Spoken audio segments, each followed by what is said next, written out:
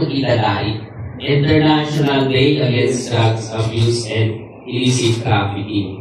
Yung tema natin, #Stop Organized Crime, Break the Cycle. The evidence is clear, invest in prevention. So, sabi, invest in prevention. Ngayon, sisimulan natin dito sa pag-lecture o pagbibigay namin ng konting kaalaman tungkol sa illegal na droga. Okay? So, ako na. Okay. So, ito yung lecture namin. Yung batas na lang, Mario. Sino sa wala? Okay, maintenance. Ano sa'yo? Droga ko. Ayan.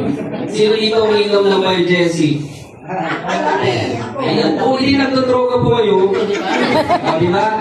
Kasi pag narinig kasi namin yung droga, illegal drugs agad yung natin, no? Pumawasok sa isipan natin. Mali po yun. Pag sinabing droga, dalawang klase po yan. Yung illegal at saka legal. Di ba? Tama po ba? Yes! Okay? Natakot baka mamaya may nakahula sa DEU Pagtaas, bigla mapicture. Ayan. Ito nga yung ano ba ang droga? Di ba? Ang droga kasi ay any substance that will enter your body, will alter the normal function of your central nervous system. Ibig sabihin nun, itong substance na ito, pag na-intake ito pumasok sa ating katawan, maaari niyang baguhin ang ating psychological, yung pag-ugali, pag-iisip, at the same time, maaari siyang makabago ng ating pakiramdam. Eto.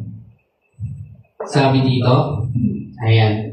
Anumang substance, maliban sa pagkain na ginagamit upang maiwasan, masuri, gamutin, o mapawi ang mga sintomas. So, kami lang na dito yung mga gamot na iniinom natin para sa mga sakit-sakitan natin, no? Mapawi ang mga sintomas ng isang sakit o abnormal na kondisyon.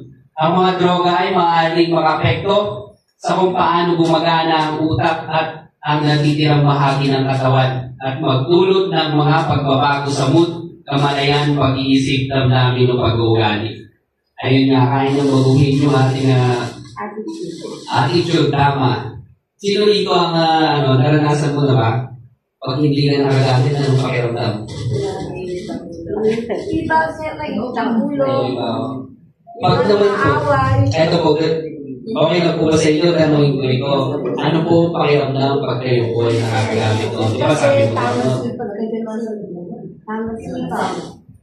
Tamang sipag. So, ibig sabihin, ililinis mo lahat yung ano nyo. Tamang sipag. Tamang sipag. Tamang sipag.